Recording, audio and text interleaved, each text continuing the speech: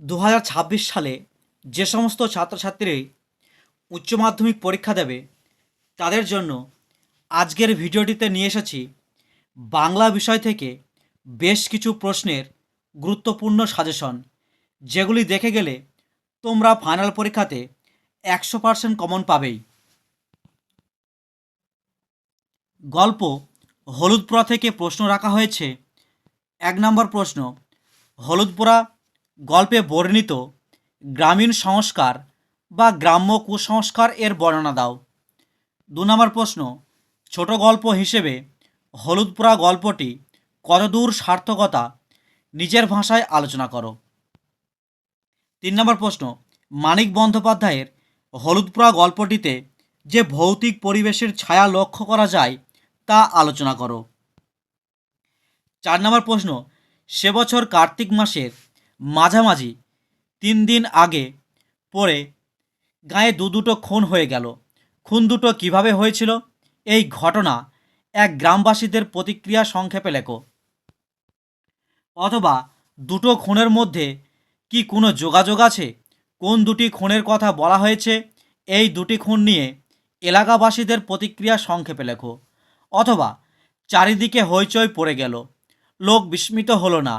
কোন ঘটনায় চারিদিকে হইচই পড়ে যায়, কেন তাতে লোকেরা বিস্মিত হয়নি? অথবা দুটি খুনের মধ্যে সম্পর্ক আবিষ্কার করার জন্য প্রাণ সকলের ছটফট করে, কোন দুটি খুনের কথা বলা হয়েছে? খুন দুটি নিয়ে এলাকাবাসীদের মধ্যে কোন প্রতিক্রিয়ার সৃষ্টি হয়েছিল? 5 নম্বর প্রশ্ন, হলুদপোড়া গল্পটি কি নিছক কোনো ভৌতিক গল্প? তোমার মতামত নিজের ভাষায় লেখো। 6 নম্বর প্রশ্ন, বাঁশটা সরিয়ে দাও। বাঁশটি কোথায়, কেন পাতা হয়েছিল? বক্তা কখন সেটি সরাতে বলেছিলেন? অথবা তবে বাঁশটা পেতে দাও, কোথায়, কেন বাঁশ পাতা হয়েছিল, তারপর কি ঘটে? 7 নম্বর প্রশ্ন, হলুদপোড়া গল্প অবলম্বনে কুঞ্জ মাঝির চরিত্রটি আলোচনা করো। 8 নম্বর প্রশ্ন, হলুদপোড়া গল্প অবলম্বনে ধীরেন চরিত্রটি সংক্ষেপে আলোচনা করো। 9 নম্বর প্রশ্ন, আমি বলাই চক্রবর্তী, শুভ্রাকে আমি খুন করেছি, স্বীকারোক্তিটির মধ্য দিয়ে কোন সত্য প্রতিষ্ঠিত হয়েছে?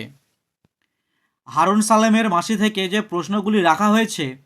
1 নম্বর প্রশ্ন, হারুন সালেমের মাসি গল্প অনুসারে গৌরবীর মাতৃরূপের বা মাতৃত্বের পরিচয় দাও।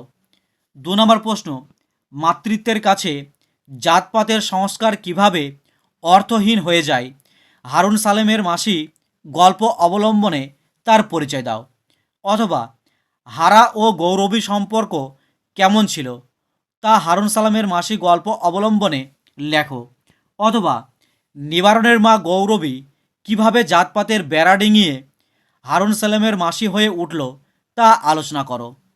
3 নম্বর প্রশ্ন, ছোট গল্প হিসেবে হারুন সালামের মাসি গল্পটির সার্থকতা আলোচনা করো। 4 নম্বর প্রশ্ন, কোন পরিস্থিতিতে কেন গৌরবীকে গ্রাম ছেড়ে শহরের পথে পা বাড়াতে হয়েছিল?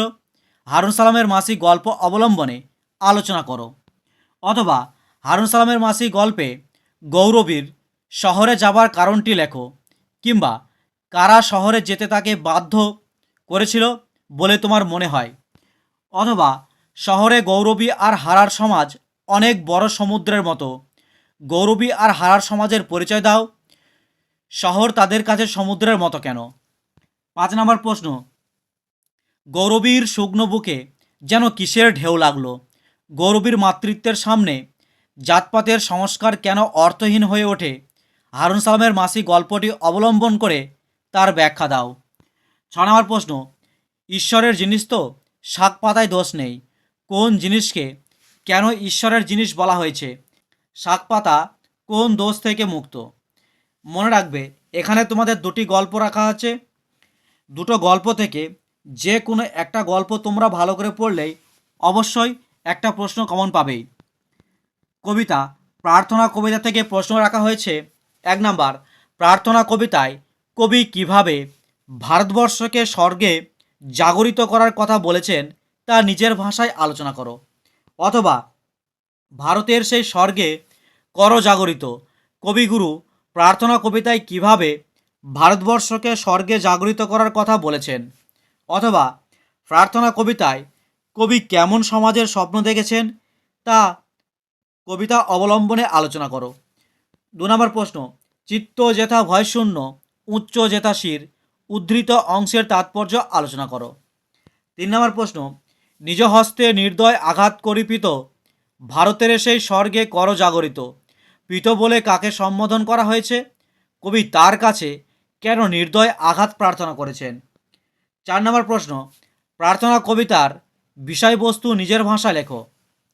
কেন এলো না কবিতা থেকে যে প্রশ্নগুলি রাখা হয়েছে। 1 নম্বর, সারাটা দিন ছেলেটা নেচে নেচে বেরিয়েছে, ছেলেটার এমন আচরণের কারণ কি, ছেলেটির অন্তিম পরিণতি কি হয়, অথবা কেন এলো না কবিতায় কে কেন ফিরে আসেনি তার আলোচনা করো, অথবা ছেলেটি রাস্তায় পা দিল, ছেলেটি কেন রাস্তায় পা দিয়েছিল, তার পরিণতি কি হয়েছিল, অথবা বাবা এলো ছেলে এলো না, বাবা কিভাবে ফিরে এসেছিলেন, ছেলে কেন ফিরতে পারেনি।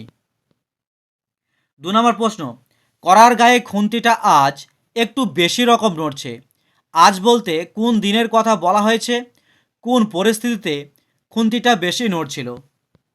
3 নম্বর প্রশ্ন, ছেলে এলো না, ছেলেটি কোথায় গিয়েছিল, সে কেন এলো না, অথবা গলির দরজায় ছেলেটা দাঁড়িয়ে, ছেলেটি কেন গলির দরজায় গিয়েছিল, তার পরিণতি কি হয়েছিল। 4 নম্বর প্রশ্ন, সামনের ইতিহাসের পাতা খোলা লাইনটির তাৎপর্য লেখো। তিমির হননের গান থেকে যে প্রশ্নগুলি রাখা হয়েছে। 1 নম্বর প্রশ্ন, তিমির হননের গান কবিতাটি কোন প্রেক্ষাপটে লেখা, কবি কেন তিমির বিলাসী নয় তিমির বিনাশী হতে চেয়েছেন, অথবা আমরা কি তিমির বিলাসী, আমরা তো তিমির বিনাশী হতে চাই, কবির এই মন্তব্যের কারণ কবিতা অবলম্বনে আলোচনা করো। 2 নম্বর প্রশ্ন, তিমির হননের গান কবিতায় দুর্ভিক্ষের যে ছবি ফুটে উঠেছে তা নিজের ভাষায় আলোচনা করো। 3 নম্বর প্রশ্ন, আমরা তো তিমির বিলাসী উদ্ধৃতাংশের মধ্য দিয়ে কবি কি বলতে চেয়েছেন আলোচনা করে বুঝিয়ে দাও। 4 নম্বর প্রশ্ন, তিমির হননের গান কবিতায় মধ্যবিত্ত সমাজের ভদ্র সাধারণের যে চিত্র অঙ্কিত হয়েছে তা নিজের ভাষায় আলোচনা করো। নাটক নানা রঙের দিন থেকে যে প্রশ্নগুলি রাখা হয়েছে। 1 নম্বর প্রশ্ন, নানা রঙের দিন নাটক অবলম্বনে রজনীকান্ত চট্টোপাধ্যায়ের চরিত্র বিশ্লেষণ করো, অথবা রজনী চাটুর্যের মরাহাতি সোয়ালাখ উক্তির আলোকে রজনীর চরিত্র বিশ্লেষণ করো, অথবা রজনীকান্তের জীবনের একাকিত্বের পরিচয় দাও। 2 নম্বর প্রশ্ন, আমাদের দিন ফুরিয়েছে হায়রে প্রতিভা কোথায় গেল, বলতো জীবনের পাত্র শূন্যতায় রিক্ত করে দিয়ে কোথায় কার কাছে কোন দেশে গেল প্রতিভা, বক্তা কখন একথা বলেছেন উদ্ধৃতাংশের তাৎপর্য লেখো, অথবা আমাদের দিন ফুরিয়েছে কে কোন প্রসঙ্গে এই উক্তি করেছে বক্তার উপলব্ধির কারণ লেখো। 3 নম্বর প্রশ্ন, অভিনেতা মানে একটা চাকর, একটা জোকার, একটা ক্লাউন, লোকেরা সারাদিন খেটে খুঁটে এনে তাদের আনন্দ দেওয়াই হলো নাটকওয়ালাদের একমাত্র কর্তব্য, বক্তার কথার তাৎপর্য আলোচনা করো। 4 নম্বর প্রশ্ন, নানা রঙের দিন একাঙ্ক নাটক হিসাবে কতখানি সার্থক আলোচনা করো। 5 নম্বর প্রশ্ন, শিল্পকে যে মানুষ ভালোবেসেছে তার বার্ধক্য নেই কালীনাথ, প্রসঙ্গ উল্লেখ করে মন্তব্যটির তাৎপর্য লেখো। 6 নম্বর প্রশ্ন, নানা রঙের দিন নাটকের সূচনায় মঞ্চসজ্জার যে বর্ণনা আছে তা নিজের ভাষায় লেখো, নাটকটির নামকরণ কতখানি সার্থক তা আলোচনা করো। 7 নম্বর প্রশ্ন, সেই রাত্রেই জীবনের প্রথম মোক্ষম বুঝলাম, কোন রাত্রের কথা বলা হয়েছে, সেই রাতে বক্তা কি বুঝেছিলেন। পূর্ণাঙ্গ সহায়ক গ্রন্থ ডাকঘর থেকে যে প্রশ্নগুলি রাখা হয়েছে। 1 নম্বর প্রশ্ন, রাজার চিঠি কিভাবে অমলের কাছে এসে পৌঁছলো, ডাকঘর নাটক অবলম্বনে তা লেখো, অথবা ডাকঘর নাটকের রাজার চিঠি আসার মধ্যে যে গভীর তাৎপর্য রয়েছে তা নিজের ভাষায় লেখো। 2 নম্বর প্রশ্ন, ডাকঘর নাটকের নামকরণের সার্থকতা বিচার করো। 3 নম্বর প্রশ্ন, ডাকঘর নাটককে অমলকে কবিরাজ বাইরে বেরোতে নিষেধ করেছিলেন কেন? অথবা অমলের সঙ্গে ছেলের দলের কথোপকথন নিজের ভাষায় লেখো। 4 নম্বর প্রশ্ন, ডাকঘর নাটকে অমল চরিত্রটি তোমার কিরূপ লাগে তা নিজের ভাষায় বর্ণনা করো। অথবা ডাকঘর নাটকের অমল চরিত্রটির আলোচনা করো। 5 নম্বর প্রশ্ন, ডাকঘর নাটকের দইঅলার বাড়ি কোন নদীর পাড়ে ও কোন পাহাড়ের তলায়? দইঅলা অমলকে কিভাবে প্রভাবিত করেছিলেন? 6 নম্বর প্রশ্ন, ডাকঘর নাটক অবলম্বনে অমল ও দইঅলার কথোপকথন নিজের ভাষায় লেখো।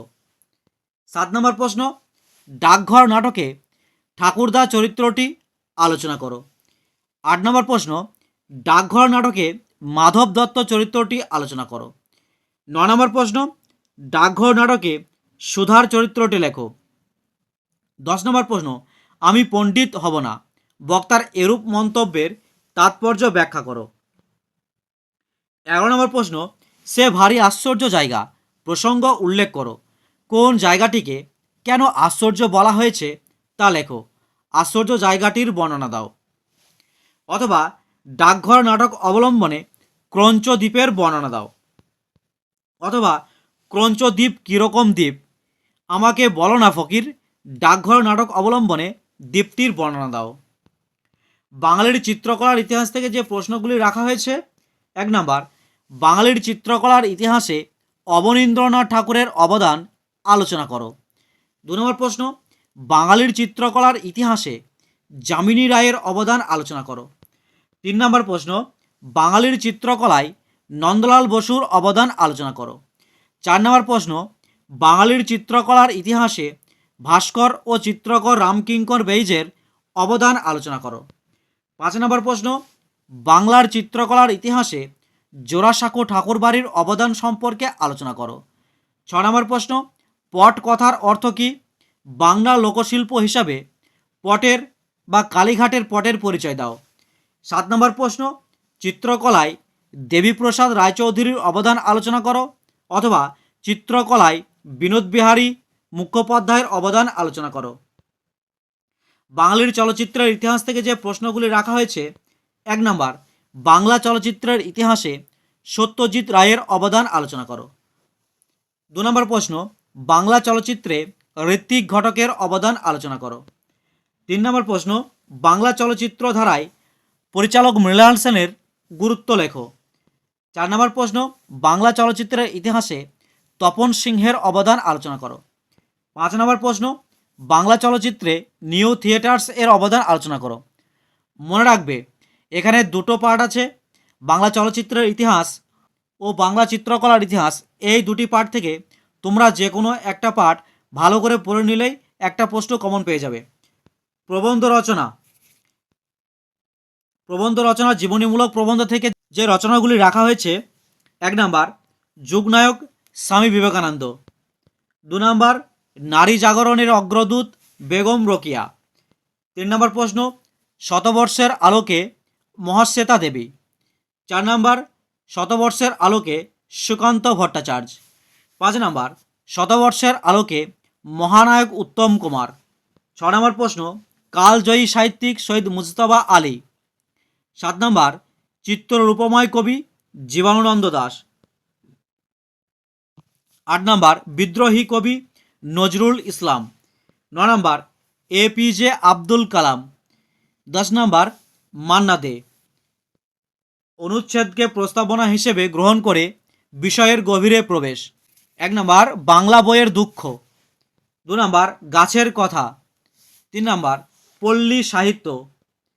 4 নম্বর, সংস্কৃতি। 5 নম্বর, বাংলার কুটির শিল্প। 6 নম্বর, পরিবেশ ও বিপন্ন মানুষ। 7 নম্বর, শুভ উৎসব।